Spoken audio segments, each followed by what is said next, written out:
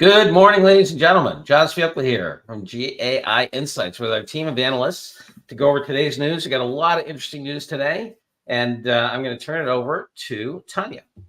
Happy Friday, everyone. Thank you, John. Yes, we got 6 articles for today. We will kick off with an announcement from Databricks partnering with Mistral. So some good information there.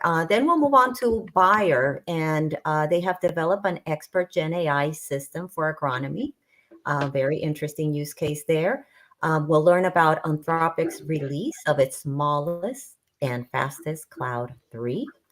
We then have a paper, kind of like a research paper about conflicts in large language models. And I thought it was kind of interesting. I didn't read the whole article, but interesting how they've categorized conflict and how can we resolve those. Then we'll learn about Apple's quiet acquisition of Darwin AI and why are they being quiet?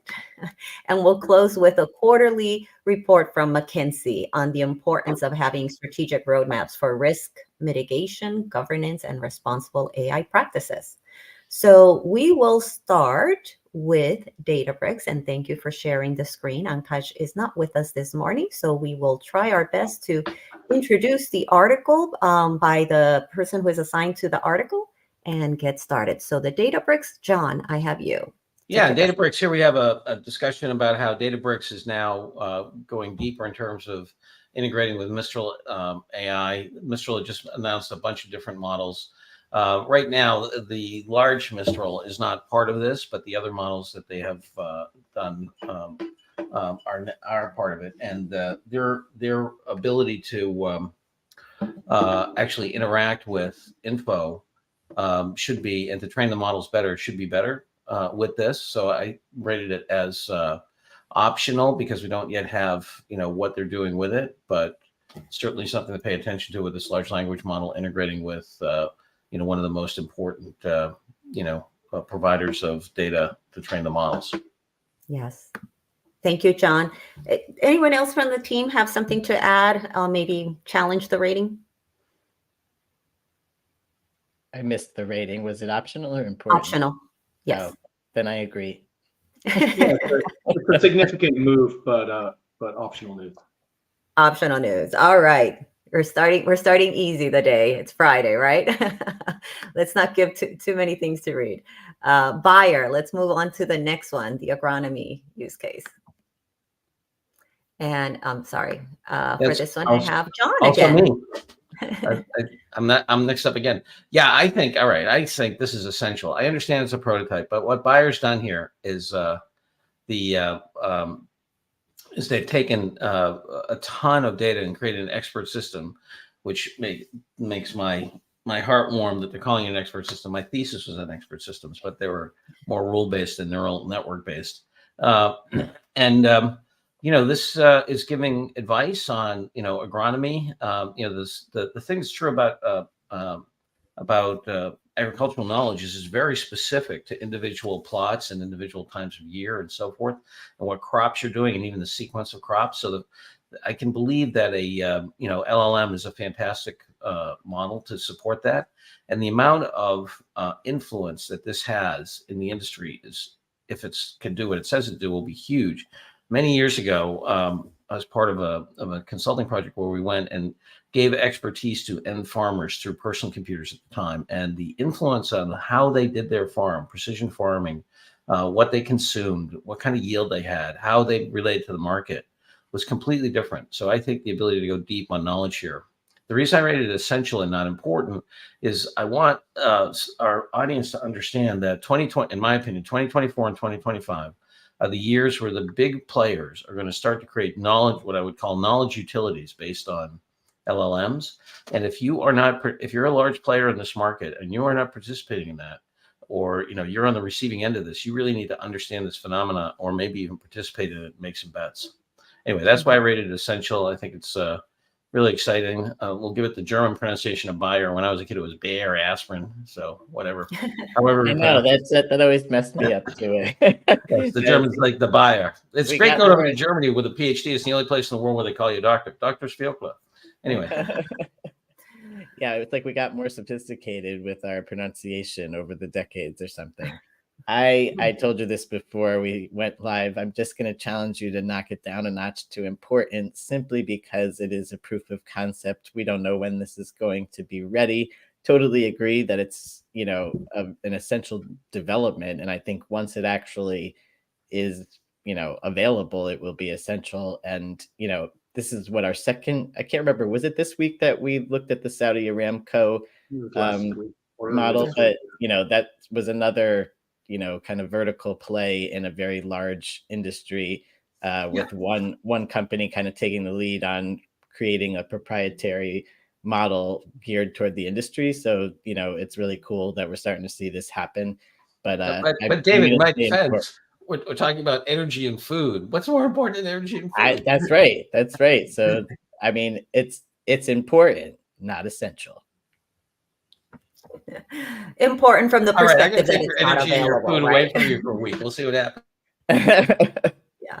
Well, and along the lines here too, I mean, we've had this in other articles, the whole idea of like these drones going out there and looking at fields and all of that data. Like there's just so much that's going to happen in agriculture and AI. So it's very, very exciting. So definitely worth reading this weekend, but we'll mark it as important. Thank you. Thank you, John and Dave. So article number 3 is, small Claude. And who do we have here? Adam. All right. So I'll start with a haiku. Wow, Claude 3 haiku. Multimodal, multi-cloud, faster and cheaper. Right. This is borderline essential in my opinion. The news itself is important, but I'll just go through some of the details. I'm also doing the screen share today, so I'm going to try and navigate and talk. Here's a little bit about how it stacks up against some of the lower end models from the competitors. The things to note here is it's multimodal, right? So it can do vision, which GPT 3.5 cannot, and it's 3 times faster and it's cheaper. So one of the examples they give in the article is it could process 400 Supreme Court cases or 2,500 images for $1. These sorts of models are good for things like customer support and large-scale analysis tasks, where the responsiveness is sometimes more important than the higher level reasoning you'd see in like a Claude Opus or a GPT 4.0. And also it's available on Amazon Bedrock currently, soon on Google Cloud Vertex AI, and it's available through the API, so you can really use it anywhere. And the reason I guess I'm on the fence, it's yet another announcement from another vendor that's competitive in the space. But for anyone in our audience that isn't already thinking outside the box with regards to using OpenAI, I think it's time to do so, especially if you're either not a Microsoft shop or you're a multi-cloud environment. So I'm on the fence, debatably either important news or essential news because it's a pretty significant announcement. Thank you, Adam, for the review and navigating the article. So who wants to help us here? Essential or important? I don't know. I must be in a grumpy mood today. I would be the one to knock it into the important category.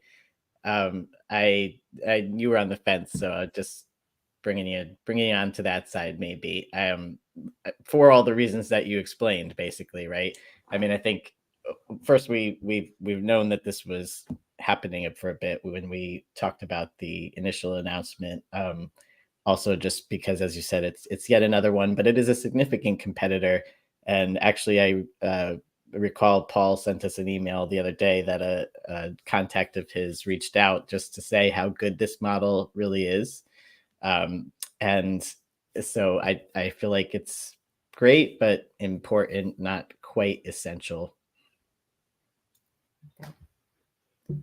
Yeah, I can weigh in with essential. I think we got to, I think the avoiding vendor lock-in, not getting, lazy on this stuff, from the point of view of the leader, I think is critical. And this is like, it's faster, better, cheaper, what the heck, So anyway, I would rate it as essential. They should take a read of this. It's a nice, even though it's on the Anthropic sites, I think it's a well done article. Gives you some facts and figures you can work with. Anyway, It's a 2-minute read. Yeah, I attended the AWS AI and data session yesterday. They had a 3-hour event on different topics, and it's really impressive what they're doing with Bedrock and making sure, right, that they have, again, so that clients are not locked in, right? They're tying into all these different LLMs.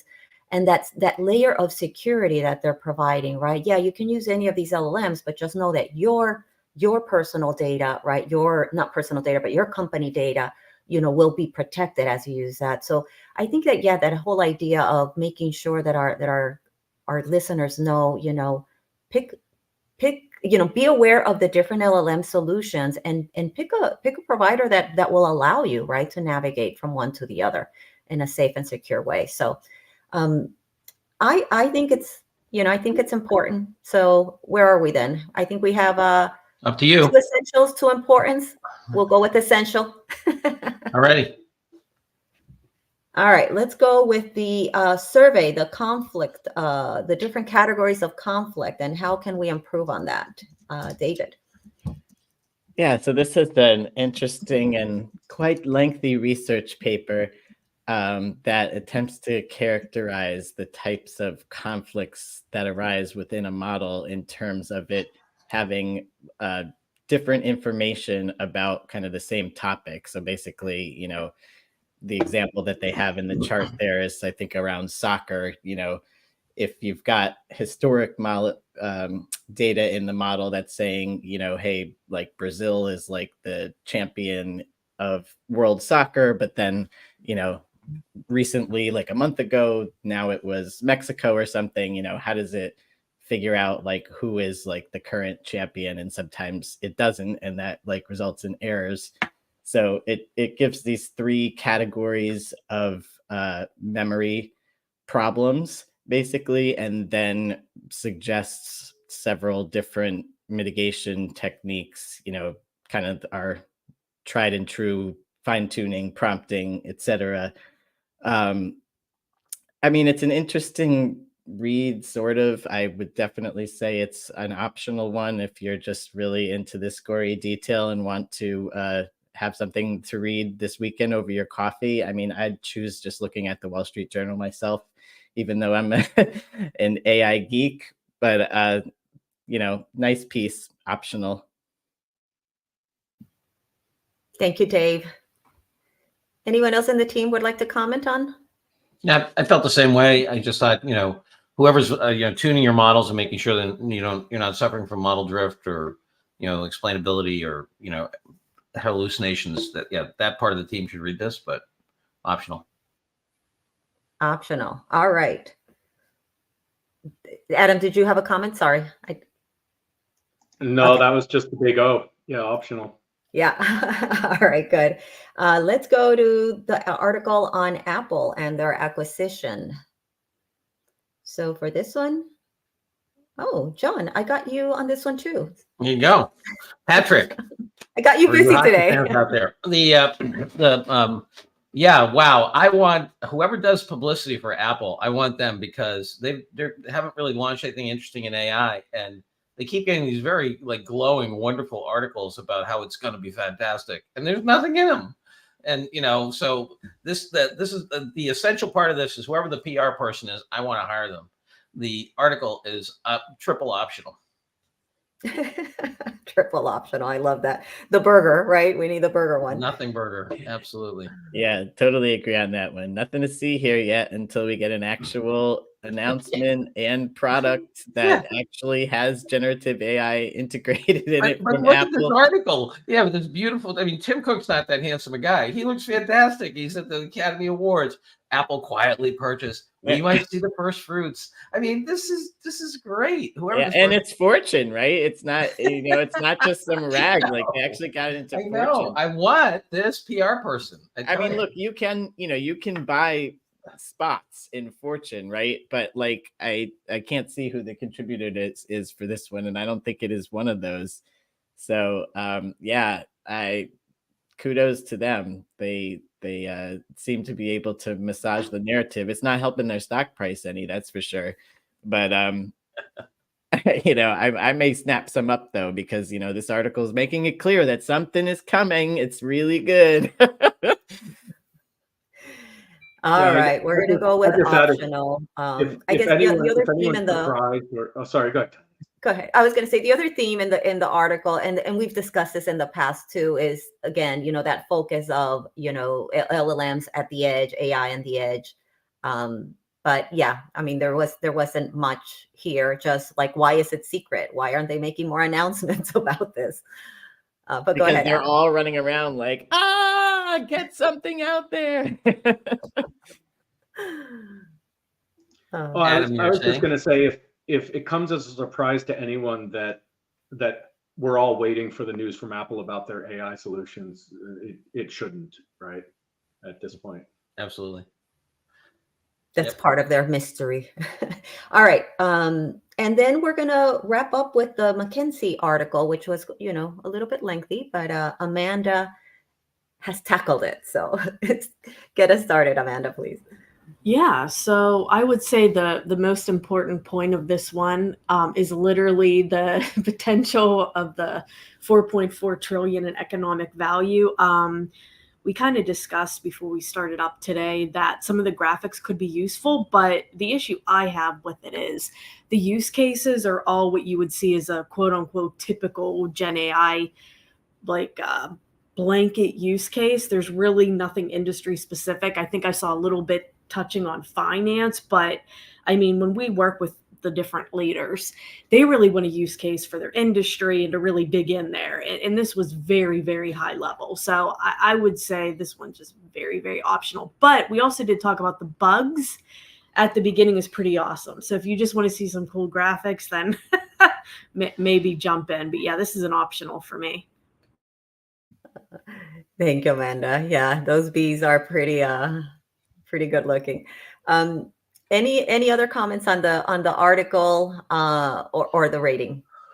Well, I thought that the notion of risk and governance as a critical, next step for, we've got our 4 Ps from prototype, pilot, production, portfolio. As you move up the Ps, that makes a ton of sense. I just didn't think that the risk framework was that good, in terms of, I think it leaves out a bunch of really important things, in particular vendor lock-in, which is a huge financial risk, so anyway, I thought that, there are categories of, impaired fairness, IP, data privacy and quality, malicious use, security threats, performance and explainability, strategic, which I guess is the magic box, and third party, those didn't strike me as great risk parameters. They don't, so whatever. I expected more from our friends at McKinsey. Well, I'm going to argue it's because I'm not there anymore, pushing their thinking along a little bit. Sure, why not? Works for me. I know these authors well, all very smart people. Michael Chewy is one of my favorite partners to work with. Really knowledgeable guy across AI and a lot of technology. And I recognize these 4 Cs. I remember the conversation about whether that was going to be our categorization of the types of use cases. Of course, there was a zillion different ways that people wanted to talk about it. So this was like a nice walk down memory lane. I thought the charts were kind of useful. I mean, I think it's useful to think about the fact that there's different types of risks that are going to arise across different types of use cases, et cetera. But kind of typical recommendations of like, have a central team that, controls this, blah, blah, blah, is kind of a typical consultant high level advice. So I'm sorry, McKinsey, but I'm going to call this one optional. I do feel that you do have important and essential pieces, but I didn't feel like this was one. All right. If I'm hearing it right, we got three ranking it as optional. So we will wrap up our review of the news today with 4 optional. So the Databricks, the one on the conflicts, on type of conflicts, the Apple acquisition, and this McKinsey are optional. The Bayer, I grew up with Bayer, important. And we have one essential, which will be the Anthropic and the Claude 3 announcement. So not too much for the weekend. So, you'll get to enjoy a little bit of springtime coming into our area.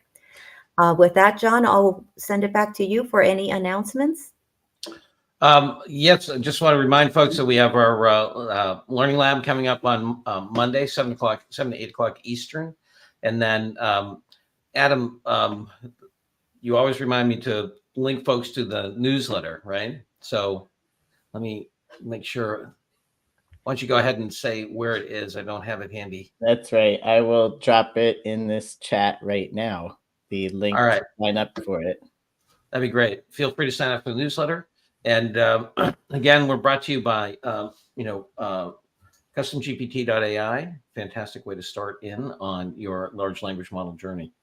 And with that, have a great weekend. Oh, That's excuse me. all. I'm so sorry, John. I just saw we do have a little bit of time. Amanda, there's a virtual webinar, an upcoming virtual webinar. Is that right? Oh, yeah. Yes. So I'm going to be speaking with D3 at Harvard, so the Digital Data and Design Institute, and it's basically breaking down some misconceptions on generative AI. So you can register through the D3 event page, and so that's going to be at 12 noon Eastern Standard Time on Monday. So if you do have some time, I'd say to check it out.